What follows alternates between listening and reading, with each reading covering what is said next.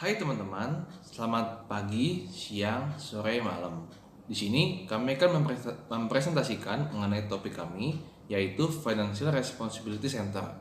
Tapi sebelum melakukan presentasi, alangkah baiknya kami memperkenalkan anggota tim kami. Pertama ada Vinka, lalu Vicky, Valen, Samuel, Adrian, dan saya sendiri, Mika Julio. Kami berharap dengan adanya presentasi kami, Anda mendapatkan ilmu baru yang kami sampaikan. Oke, pertama saya akan menjelaskan pemahaman singkat mengenai Financial Responsibility Center. Apa sih Financial Responsibility Center itu? Financial Responsibility Center itu sebenarnya merupakan pusat tanggung jawab keuangan perusahaan, biasanya untuk mengatur arus keuangan perusahaan tersebut. Nah, di dalam Financial Responsibility Center juga memiliki cara tersendiri untuk mengatur arus keuangan perusahaan tersebut dengan melalui Financial Result Control System. Dalam sistem pengendalian tersebut, result didefinisikan dalam bentuk moneter, yang dimana umumnya dinyatakan dengan pengukuran akuntansi, seperti revenue, cost, profit, dan return. Financial Result Control System ini adalah sistem yang sangat ampuh dan penerapannya sangat luas. Biasanya ini digunakan untuk level organisasi yang besar. Lalu, terdapat 3 elemen inti di dalam Financial Responsibility Center. Di antaranya sebagai pusat tanggung jawab keuangan, sebagai formalitas proses manajemen perusahaan, dan sebagai intensif kontrak. Nah, saya akan menjelaskan satu persatu di antara ketiga elemen ini. Pertama, sebagai pusat pertanggungjawaban keuangan. Maksudnya itu berfungsi untuk memanajemenkan keuangan perusahaan supaya tidak terjadi kesalahan, sehingga tidak menyebabkan kerugian, dan juga berfungsi untuk membagikan secara adil hasil-hasil keuangan, atau bisa disebut juga financial result, di dalam sebuah organisasi. Lalu yang kedua, sebagai formalitas proses manajemen perusahaan, atau bisa disebut juga sistem perencanaan dan penganggaran. Nah, ini digunakan untuk sejumlah tujuan yang berhubungan dengan pengendalian. Termaksud juga pengaturan target kinerja untuk mengevaluasi kinerja perusahaan, sehingga perusahaan bisa mendapatkan hasil yang lebih maksimal. Lalu yang ketiga, sebagai intensif kontrak. Nah, ini tuh biasanya didefinisikan sebagai mata rantai antara hasil kinerja dan berbagai macam reward. Maksudnya itu, si perusahaan sudah mendapatkan kinerja yang baik dari karyawan. Nah, perusahaan tentu harus memberikan karyawan itu imbalan dong. Nah, sehingga ini didefinisikan sebagai mata rantai antara si perusahaan dan si karyawan tersebut. Lalu terdapat 4 keuntungan dalam Financial Result Control System. Antara lain, yang pertama, finansial perusahaan yang objektif. Objektif di sini dimaksudkan dengan secara teratur dan terstruktur. Dengan demikian, pastinya perusahaan tidak mengalami kerugian yang dikarenakan oleh kecurangan, kesalahan, dan ketidakadilan. Lalu, yang kedua, memberikan ringkasan ukuran kinerja. Nah, ini dengan adanya Financial Result Control System membantu ukuran kinerja yang produktif seperti apa, sehingga para karyawan lebih memaksimalkan kinerjanya dalam perusahaan tersebut. Lalu yang ketiga, relatif tepat dan objektif. Nah, Financial Result Control System pastinya memberikan informasi yang lebih akurat, sehingga sistem dapat sangat membantu para karyawan untuk memantau keuangan perusahaan. Lalu yang keempat, biaya yang relatif murah. Untuk poin ini sudah pastinya segala sesuatu yang kita inginkan pasti ada harga yang harus dibayar. Nah, Financial Result Control System ini merupakan sistem yang cukup bisa dibilang murah, dengan hasil yang sangat memuaskan dan mendapatkan feedback yang bagus, sehingga Financial Result Control System digemari oleh kalangan perusahaan yang besar. Selanjutnya, saya akan menjelaskan mengenai tipe dari Financial Responsibility Center. Yang pertama, pusat pendapatan atau Revenue Center. Revenue Center merupakan pusat pertanggungjawaban di mana pimpinan perusahaan atau manajemen bertanggung jawab atas pendapatan.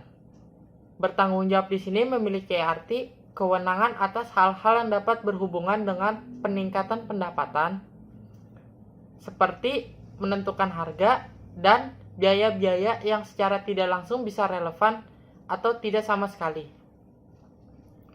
Contoh dari revenue center adalah divisi penjualan. Kinerja dari departemen penjualan ini tidak menentukan harga pokok atau harga jual dari produk yang dihasilkan. Namun, kinerjanya dinilai dari pendapatan yang diperoleh dari pemasaran produk tersebut. Pendapatan di sini merupakan suatu yang lebih banyak dipengaruhi oleh faktor eksternal atau sentimen pasar. Sehingga, upaya untuk meningkatkannya tidak sebanding lurus dengan pengorbanan atau biaya yang terjadi. Hal ini menjadi isyarat bagi pimpinan untuk cermat dalam pengkajian pengendalian biaya yang relatif dimaksudkan untuk peningkatan pendapatan. Contohnya itu biaya riset pemasaran. Terdapat dua macam aktivitas pemasaran. Yang pertama, order getting yang merupakan upaya untuk memikat pasar. Contoh dari order getting ini seperti iklan, promosi, atau pencarian order. Biasanya, pengendalian ini sudah dibajetin oleh perusahaan. Yang kedua, order filling atau logistic activity yang merupakan kegiatan kasat mata yang bersifat berulang-ulang seperti packing, pengiriman, dan administrasi yang berhubungan dengan pemasaran atau penjualan. Melanjutkan presentasi dari teman saya akan menjelaskan mengenai cost center. Cost center atau pusat biaya adalah pusat pertanggungjawaban di mana manajer hanya bertanggung jawab kepada pengelolaan biaya, di mana ukuran keberhasilannya diukur dari tingkat efisiensi biaya yang dihasilkan. Contohnya adalah divisi finance dan divisi produksi. Cost center terdiri dari dua kategori, yaitu standar cost center atau biasa disebut pusat biaya teknik, dan discretionary cost center atau biasa disebut pusat biaya kebijakan. Standar cost center atau pusat biaya teknik adalah pusat biaya yang input dan outputnya dapat diukur. Dengan demikian, pengendalian dapat dilakukan dengan membandingkan biaya standar. Penilaian kinerjanya adalah tingkat efisiensi biaya. Contohnya, direct material dan direct labor. Kemudian, discretionary cost center atau pusat biaya kebijakan merupakan pusat biaya yang inputnya tidak memiliki hubungan terhadap outputnya. Misalnya, pengeluaran biaya untuk riset dan pengembangan yang membutuhkan persetujuan manajer agar biaya tersebut tidak melewati batas anggaran yang telah direncanakan. Kemudian masuk ke contoh soal perhitungan cost center. PT LSG merupakan perusahaan manufaktur yang memproduksi keramik. Standar cost untuk direct material adalah 2.000 kg dengan harga per kilogram adalah Rp5.000. Pada tahun 2019, PT LSG telah memproduksi 9.000 unit.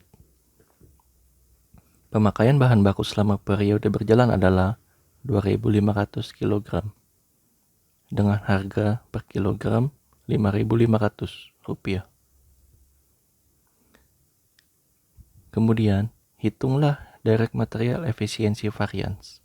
Material efficiency variance atau MEV memiliki rumus kuantiti aktual yang dipakai dikali dengan harga standar dikurang dengan kuantiti standar dikali dengan harga standar. Kuantiti standar dan harga standar yang dimaksud adalah kuantiti dan harga yang telah direncanakan oleh perusahaan. Rumus ini didapatkan dari buku Mahir Akuntansi, Praktikum, Akuntansi Manajemen, dan Akuntansi Keuangan.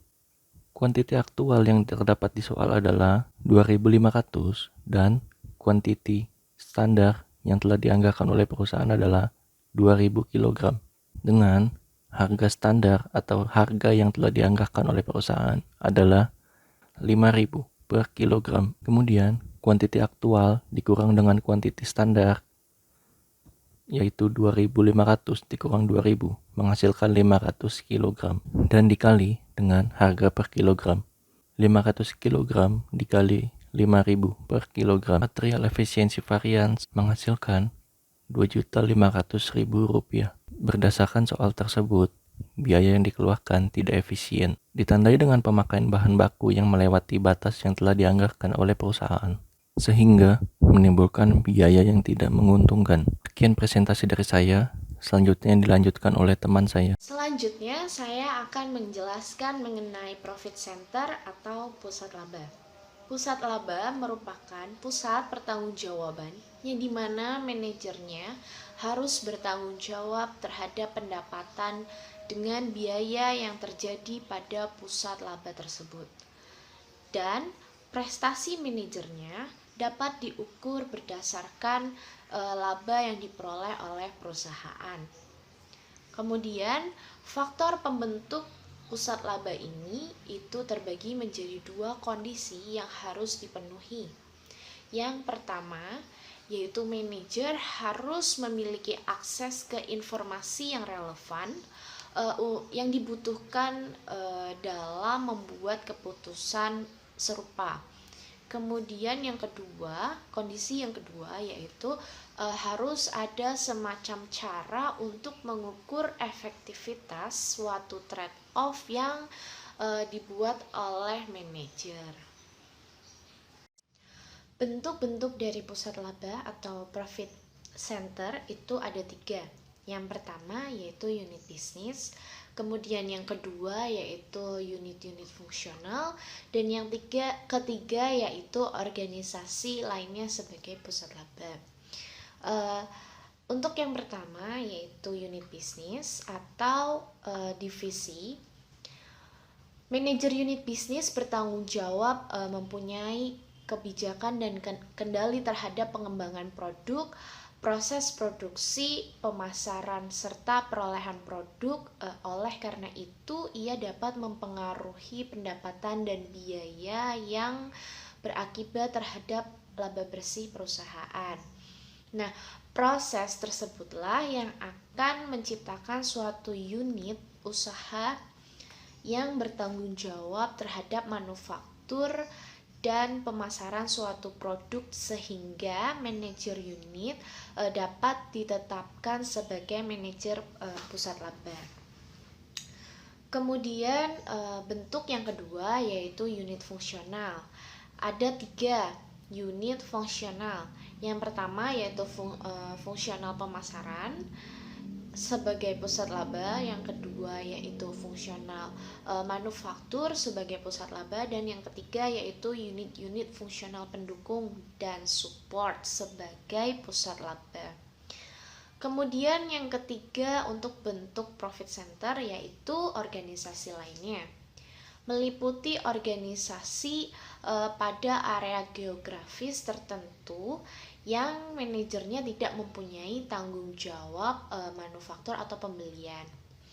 Pada organisasi ini, profitabilitas merupakan satu-satunya ukuran kinerja perusahaan. Contohnya, toko-toko rantai retail, kemudian restoran-restoran cepat saji atau fast food chain, kemudian hotel-hotel pada rantai hotel. Dalam mengukur kinerja pusat laba atau profit center, perlu juga dibandingkan antara laba yang dihasilkan oleh perusahaan dengan volume penjualan yang ingin dicapai oleh perusahaan dengan mempergunakan rasio-rasio profitabilitas yaitu gross profit margin, operating profit margin, dan net profit margin. Untuk rumus rasio-rasio tersebut, yang pertama yaitu gross profit margin. Rumusnya yaitu laba kotor dibagi dengan penjualan bersih dikali 100%. Untuk operating profit margin, rumusnya yaitu laba operasi dibagi dengan penjualan bersih dikali 100%. Kemudian yang ketiga, rumus untuk net profit margin yaitu laba bersih setelah pajak dibagi dengan penjualan bersih dikali 100%. Di sini saya menggunakan data pembanding anggaran dan realisasi laba rugi dari PT Bali Reksa Mahesa Kargo di Denpasar. Dengan data tersebut diketahui rasio sebagai berikut. Nah, tabel tersebut didapat dari rumus yang telah saya sebutkan sebelumnya, yang mana datanya berasal dari tabel anggaran dan realisasi laba rugi di slide sebelumnya. Di sini saya hanya menganalisa satu rasio, yaitu gross profit margin. Nah, gross profit margin yang dianggarkan perusahaan tahun 2008 yaitu sebesar 42,11%. Hal ini berarti setiap Rp100 penjualan menghasilkan laba kotor sebesar Rp42,11. Nah, besarnya gross profit margin yang sebenarnya dicapai oleh perusahaan itu sebesar 47,81%.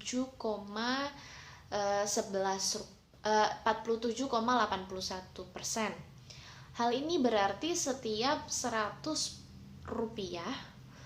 dari penjualan menghasilkan laba kotor sebesar Rp47,81.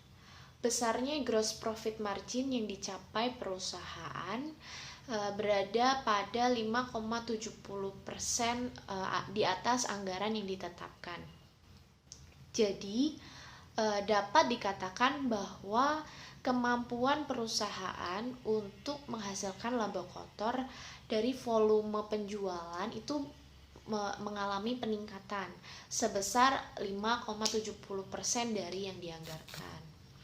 Nah, peningkatan ini disebabkan karena persentase peningkatan laba kotor yang dicapai terhadap anggaran lebih besar dibandingkan persentase peningkatan penjualan yang dicapai terhadap anggaran. Sehingga gross profit margin yang dicapai perusahaan itu mampu melampaui gross profit margin yang dianggarkan oleh perusahaan. Hal tersebut berarti kinerja dari perusahaan pada tahun 2008 menunjukkan hasil yang menguntungkan dan manajer berhasil membentuk pusat laba yang tepat bagi perusahaan. Selanjutnya akan dijelaskan oleh teman saya, Vicky. Selanjutnya saya akan menjelaskan mengenai pusat investasi. Pusat investasi merupakan pusat pertanggungjawaban yang bertugas untuk mengatur investasi guna mencapai laba yang seoptimal mungkin. Salah satu contoh dari pusat investasi adalah sebuah perusahaan, sehingga manajer perusahaan tingkat atas seperti kepala eksekutif seringkali menjadi manajer pusat investasi. Ukuran dan sifat pusat investasi bisa beragam untuk masing-masing perusahaan. Pusat investasi ini mungkin saja berupa sebuah divisi, departemen, unit bisnis, atau anak perusahaan. Kewenangan pusat investasi menyangkut pengelolaan laba yang terdiri atas pendapatan dan biaya, serta mengelola aset yang dipergunakan untuk memperoleh laba. Kinerja pusat investasi dievaluasi dan dinilai berdasarkan pada pengembalian yang diperoleh dari modal yang diinvestasikan.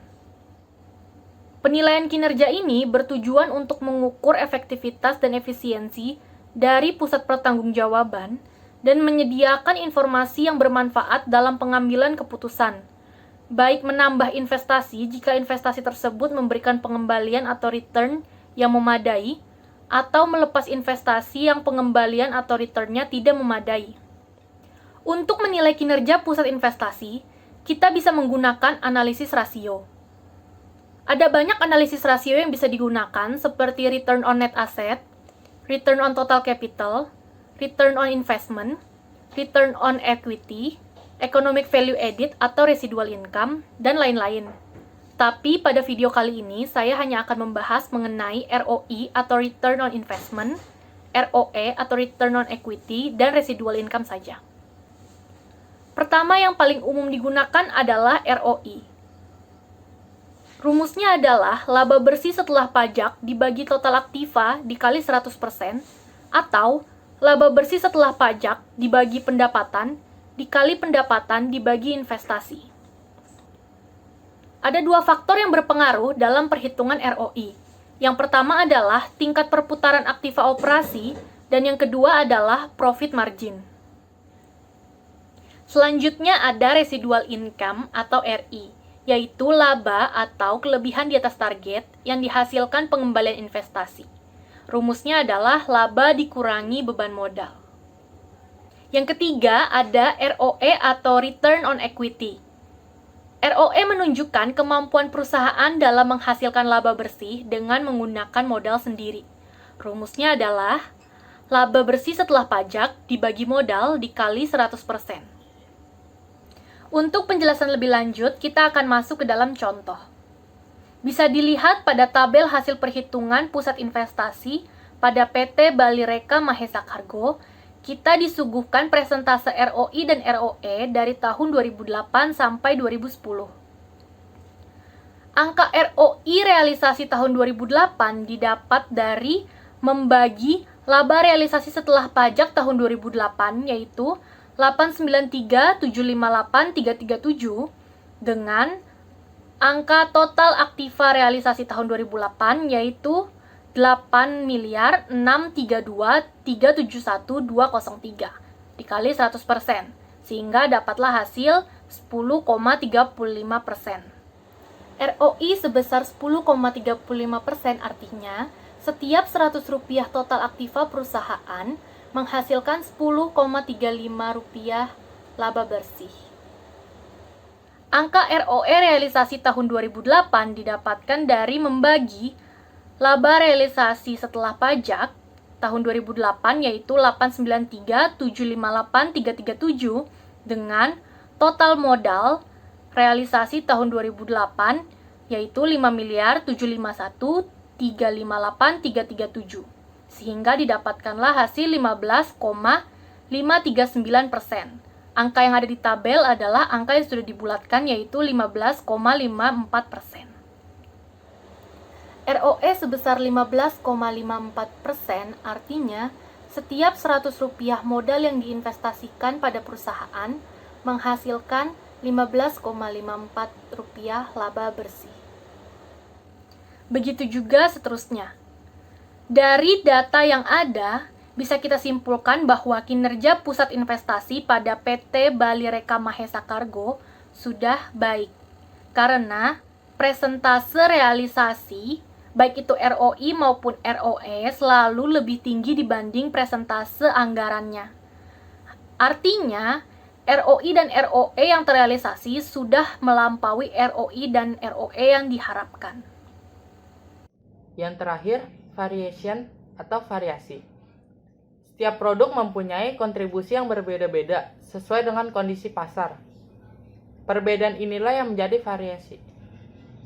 Laporan variasi tidak menunjukkan alasan secara rinci terhadap peningkatan pendapatan, sehingga analisis yang sesama mengidentifikasi penyebab dari variasi tersebut.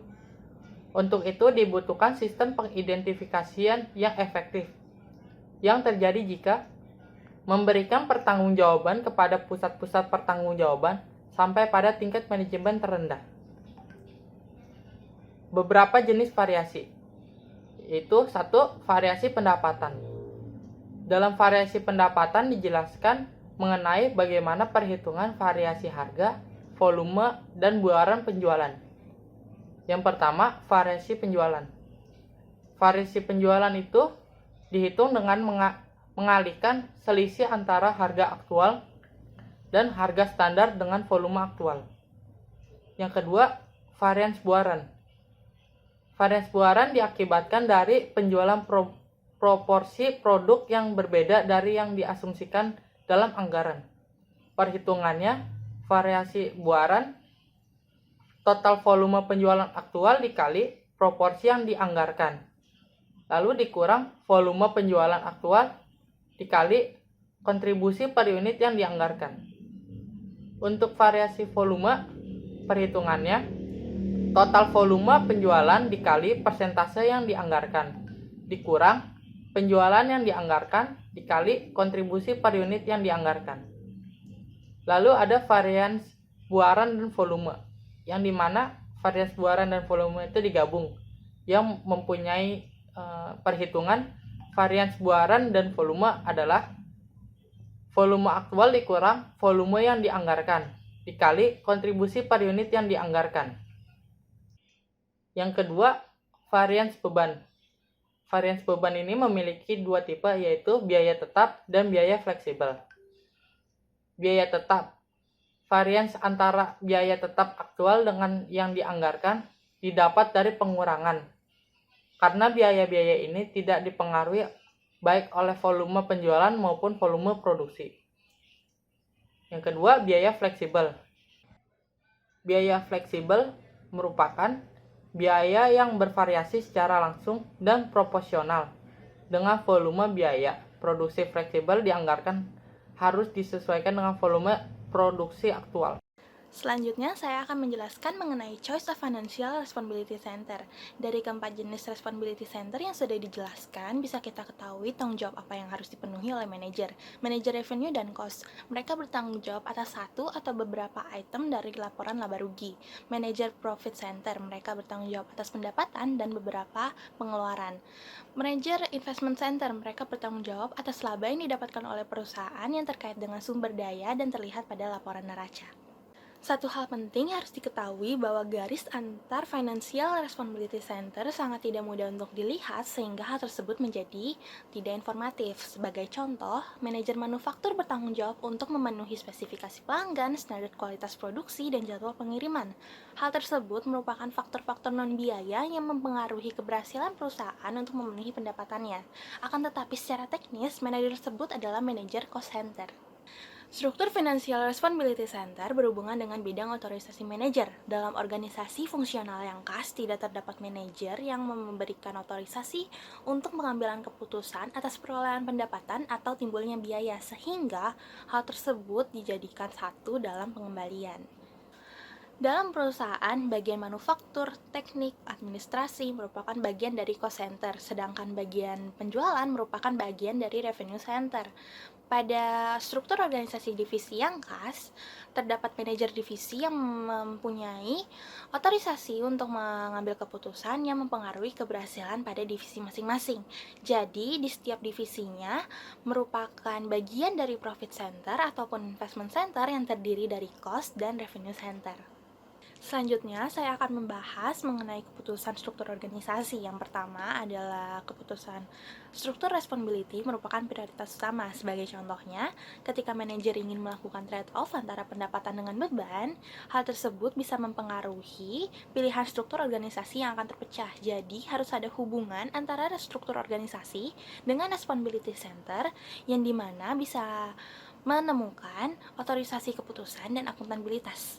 Yang kedua, manajer tidak harus memiliki kendali penuh atas item tertentu walaupun ia memiliki pengaruh atas item tersebut.